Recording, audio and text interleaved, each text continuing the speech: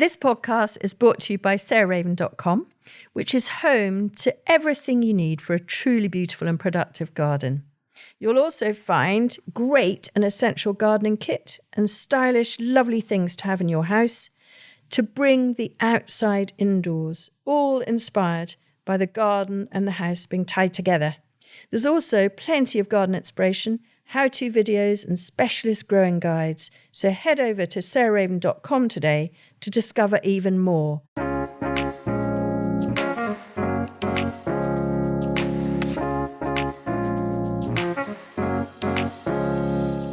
Welcome to Grow Cook Eat Arrange, the podcast of me, Sarah Raven.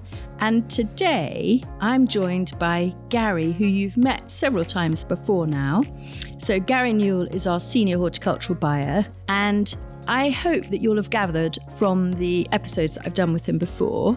He's quite a lot younger than me, and he has quite a different sort of outlook on gardening than me, with sustainability absolutely kind of at its heart.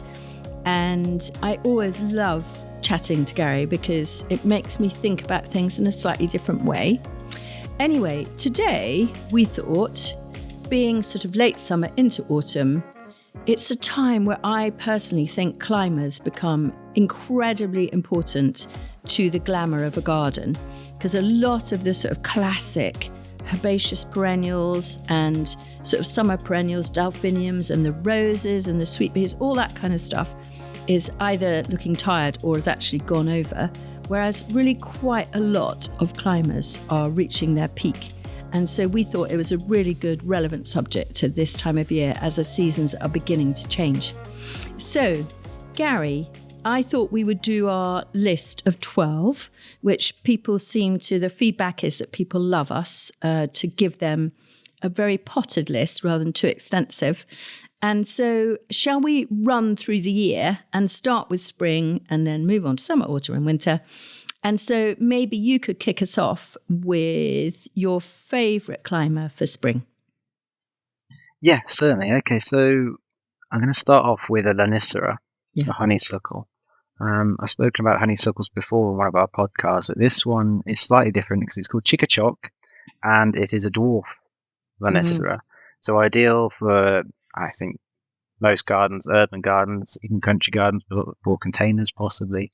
But the great thing is, it's not one of these dwarf plants that you see in garden centres that have just been reduced to like a blobby format. It still has its wild format to it, so it will sprawl and go out amongst other plants and drape over containers. It hasn't been shrunk down too much, where it just looks like it's been made in a factory a bit, I think. So it's still got that wild look to it, which I love. But it won't exceed 4 foot, so ideal for most gardens, I think. Yeah. Do you know Jonathan Buckley, who's the photographer that I'm sure, well, Gary certainly knows, but I'm sure any of you who've listened to the podcast before will know that I've worked with for 26 or 7 years now. He was here at the weekend and we actually have shot a fragrant path collection, and in it is a dolly tub full of Lonicera Chickachok. And it's just such a good plant, isn't it? Because as you say, it's not been pygmified. It kind of has got this sort of grace of a fully blown honeysuckle that you would grow on a wall, which actually I'm coming on to my recommendation. But it is really, so it's got elegance, but it's really compact. And so it's absolutely perfect. The colours are really great as well. Worth mentioning the colours, because there's that plum and white flower that develops into a kind of apricot gold colour over time, and then you've got almost like a glaucous blue foliage as well that comes with it, and just a really nice mix of shades there as well. Yeah, I totally agree. So mine for spring, I'm going to do a little cheat because I've got a half one, which is another honeysuckle, and I particularly love Belgica. So this is tagging on to Gary's Lonicera, which tends to flower the first here, we find. And, you know, we sometimes can start picking this for the kitchen table here in April, even earlier, sometimes in a mild year. And you walk in to the kitchen here, which is quite a big room, and you feel like you're in a hedgerow. It's just such a lovely, lovely plant. So, but that is more rangy. It's not like Chickachok. It's a fully blown big honeysuckle. So you want to have a decent sized wall, or we actually grow it up through a hedge here and over an arch. And It's not sort of compact or neat and tidy. It's quite sort of rangy, but it's wonderful. But anyway, that's only my half, because I want to just mention the spring flowering clematis. And everybody loves to hate the clematis montanas, but I fell in love with them when I first started gardening when I was sort of 24, 25, living in West London, working at the Charing Cross Hospital. And I inherited an apple tree in my garden. And the thing is, it was really lovely. It was wonderful at blossom time and at fruit time, but it was a bit boring. It was quite a late flower, so it flowered in sort of May into June, and it was quite boring before. So the leaves came, but then there was quite a pause. And so I grew the Clematis montana alba up through it, and you got these lovely, great, sort of almost cosmos-like white flowers just sort of cascading out. And it really just transformed that corner of the garden from, often in London, April, but certainly into May. And then the apple blossom came and then the fruit later. But I really loved it. And it's kept a special place in my heart because it was one of the first plants I ever bought and grew. So what about summer for you, Gary? Summer, I'm just going to pick up on another clematis from what you just said there. It's clematis called Blue River. I think you've grown a perch for a couple of years now. Yeah. I'm going to mention it because I think it's a great companion clematis. And by that, I mean it's one for growing through other plants. Yeah. So it doesn't actually cling or a rambler. It doesn't have the tendrils, which has the other benefits. It's really good for cutting as well. So that's a nice one to actually include with something like the Chickachop Linacea or your Belgica Linacea as well, which could ramble up through the more woody stems and give you that interest. Yeah. When possibly the Linaceas aren't at their best as well, just to extend that season. Yeah, really, really good. Okay, can I do a half? Because that's reminded me of another one, but that wasn't. I'm cheating again because that wasn't my main one for summer. But my clematis, and it's funny, so many people say clematis, and some people like me say clematis, but I don't know which is better. Or I mean, not better, but right. Anyway. I absolutely love for summer one we have here on big metal teepees in the Oast Garden, and it's called Madame Julia Coravant. And the reason I love it is just as our rather wonderful and abundant rose called Cerise Bouquet goes over, Clematis Madame Julia Coravant comes out, and she keeps going until the dahlias take over the colour baton in late August. And she just honestly does flower, I would say, from the last week of June right the way through to the end of August, even longer. And a very beautiful sort of plum, crimson purple colour. And she is self-clinging, goes up over these frames. And we actually have 3 of her throughout the Oast Garden to give us this wonderful vertical emphasis. So that's my half. But my proper one for summer, which I don't think enough people grow if they have a building that they want to cover, like a garden shed or something. And I'm not going to talk about the kangaroo vine, but I'm going to talk about Campsis radicans, which when we arrived here, on the barn was this Campsis radicans growing up and over the barn roof at sort of 60 foot. And unfortunately, we had to cut it back because we retiled the roof and when we restored the barn. But we left the root in and it's come back. And it's just in August, it's covered in these rich tubular flowers. They literally look like a sort of trumpet. And they're incredibly glamorous and exotic looking. Not 100% hardy, so definitely something for planting in quite poor soil, a bit of rubbly sort of builder's rubble on the south face of a building. But yeah, it's done really well here. And it's got these extraordinary suckers, so it literally sticks itself to the red brick wall here. And just gradually it's encasing the wall in a very lovely way. But it's not like ivy, it doesn't get into the crevices. So I think Campsis radicans is a really lovely plant. So back to you, Gary, for autumn. Well, I'm still in summer, Sorry, actually. you're still in summer. I'm still in summer. I'm going to enjoy summer for a bit longer. There's the climbing hydrangea, petilaris, which I think deserves a mention. It does begin flowering early summer and will keep on going all the way up to autumn before it loses its leaves and you get the lovely yellow leaf in autumn then. But the main interest is through summer when you get the white lace cap flowers on the plants, which are self-clinging as well with their aerial roots, just like you mentioned with the campus as well. it's a great one for shade as well. I remember it was always the plant I would recommend for anyone looking to cover a north-facing wall. Yeah. It probably takes 3 to 4 years to really get established and start growing away. But when they do, they're just easy to maintain and look after themselves. And there isn't much else that you can find that perform as well as they do and flower on a really dark, shady wall. So true, so true.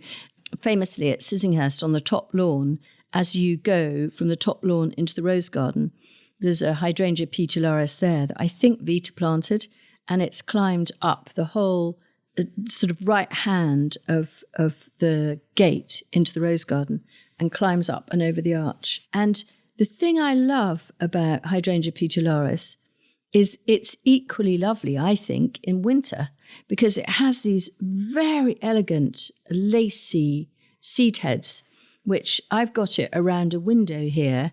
And when you look out of the window, particularly if it's sort of slightly backlit, you just see this beautiful lacy pattern of the seed heads all around the window. And it almost looks like sort of the lace curtain is extended out onto the walls on the outside. But I couldn't agree more. I think if I was to pick one climber for a north wall, it would have to be hydrangea petularis. So do you want to knock on with autumn, Gary? Okay, so autumn colour. Let's look at autumn colour. I think plants which are often overlooked for ornamental reasons is Vitis, if you like, vinifera, ornamental grapevines, because we've got one in the range this year called Specially Red, which is a special selection from the Specially Gardens in Worcestershire. And it's renowned for how red the foliage goes, really fiery red foliage throughout the autumn months. And also the benefit of producing grapes outside. Doesn't need to be under glass at all. So 2 benefits from it. Quite a large plant as well. So if you've got a pergola or a canopy coming from the house, and that's perfect for covering that.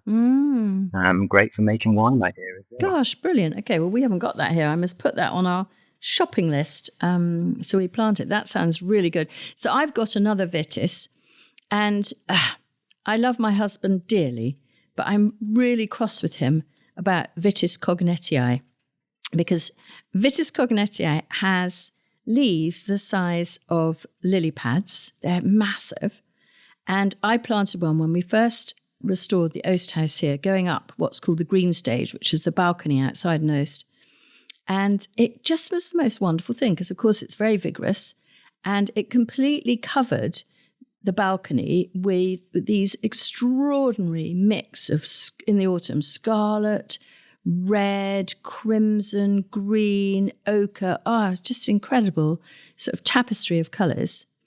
Anyway, he hated it because he said it blocked his view. So it was chopped down, and I've never quite forgiven him. We chopped it down to the root, and it has come back and has been trained to be slightly better behaved. But I really miss it because it just, it gave you this incredible curtain of colour. But we have instead planted in big ex-animal water troughs up on the green stage, up on the balcony there, Cobaea Scandens. And I know we're mainly talking about perennial climbers, but I just couldn't miss mentioning the cup and saucer plant, which I bang on about a hell of a lot. It's a tender perennial or short-lived perennial. In hot countries, it's totally perennial.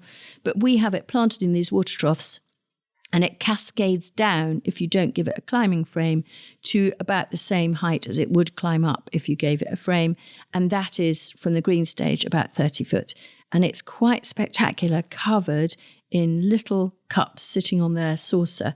Or it's also called Canterbury bells, I think, or certainly church bells, various other names. It looks just like a bell.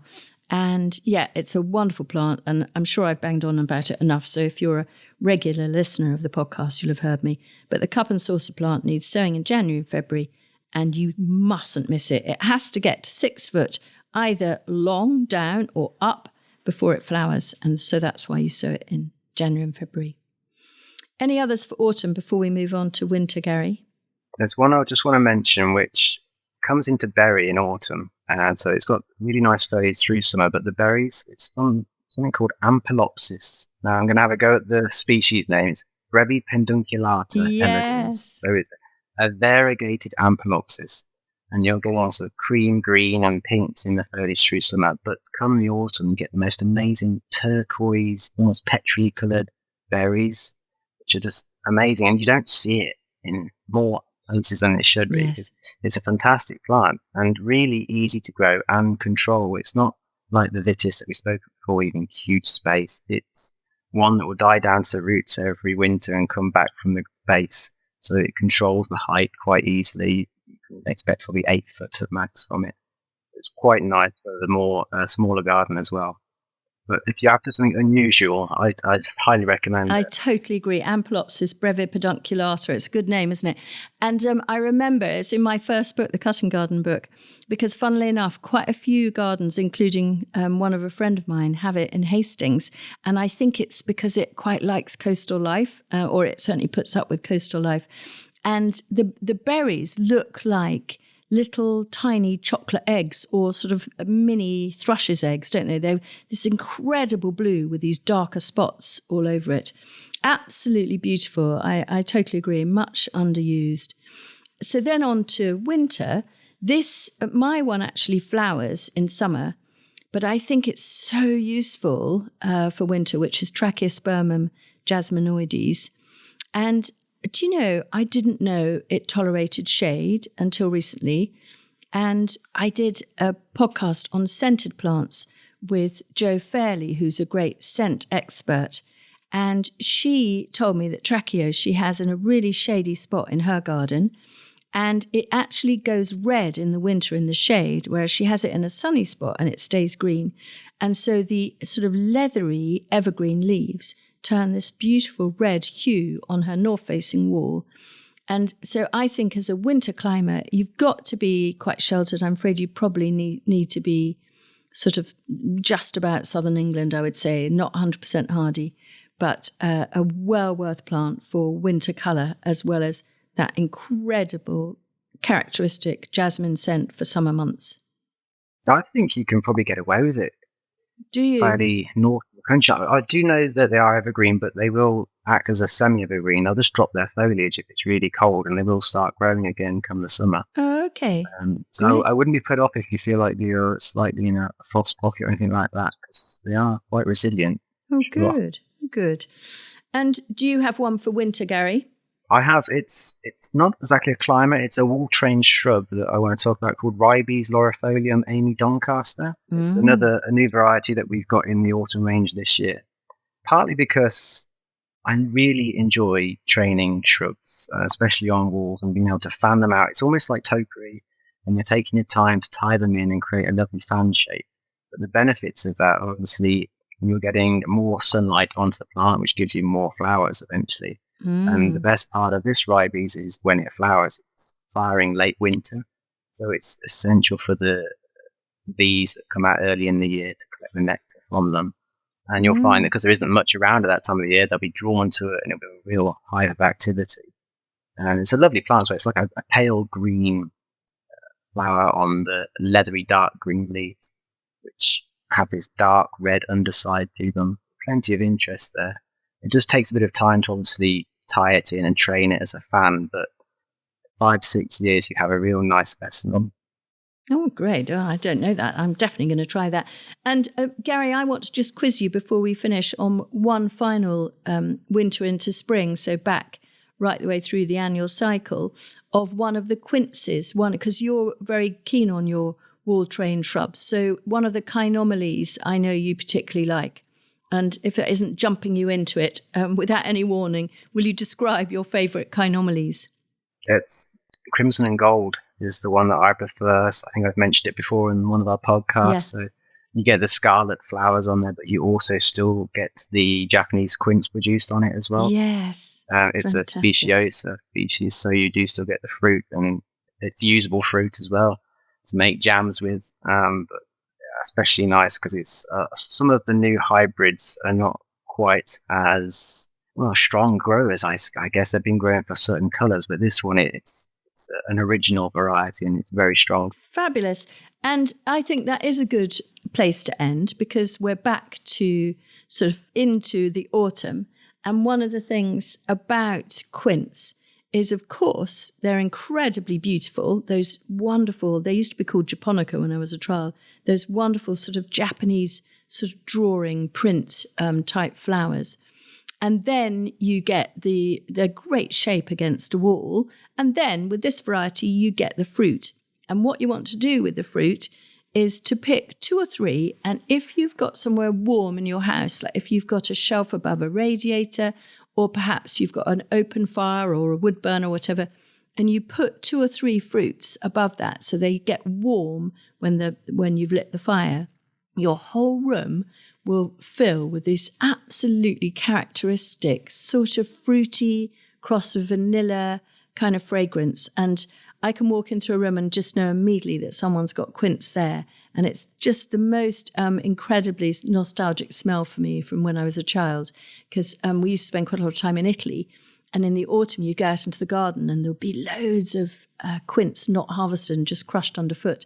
And it would give you that intense scent. But also don't leave them unharvested, because there's nothing more delicious to eat with cheese than membrillo. And it's so easy to make, which is basically slow, long cooked quince with sugar and cinnamon. And the one thing you need to know if you're going to make membrillo, which I thoroughly recommend, is wrap your hand with a tea towel when you're stirring it, because as it reduces and reduces down, it becomes so thick. It's like sort of almost fruity concrete, but it splatters and splashes. And, I've burnt my hand quite badly with one of those in the past. So once it gets reduced and it's sort of coming away from the sides of the pot and has gone a sort of wonderful, almost like terracotta-y, cinnamony, browny colour, then it's almost ready, but it'll start to splutter and splash. Then wrap your hand in a tea towel, and then you just pour it out into a baking tray lined with baking parchment or whatever, just oiled lightly, and leave it to set overnight. And then you can cut it into the most delicious cubes to have either as a sort of jam in the morning with your toast, or even better with savoury things like salamis and hams and things, and best of all, perhaps with cheese. So those are our pick of our year-round best, mainly perennial, permanent climbers for your gardens. And thank you, Gary. As ever, that was okay. I learnt a huge amount from you. And yes, Gary's off on holiday. So I hope you have a lovely holiday, Gary. And I hope any of the rest of you are off on holiday also have a wonderful time. Thanks for listening to Grow, Cook, Eat, Arrange. The next 2 weeks, I'm joined by a Dutch friend of mine who is somebody who's taught me so much about bulbs, almost more than anyone else, Corine von Boxtel.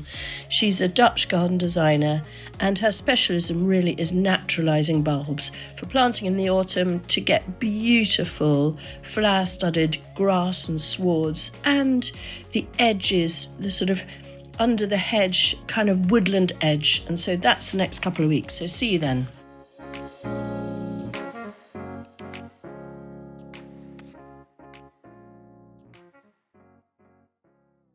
You can find more information, photos and advice sheets on all the plants and recipes we talk about on this podcast by heading to the show notes or at sarahraven.com/podcast.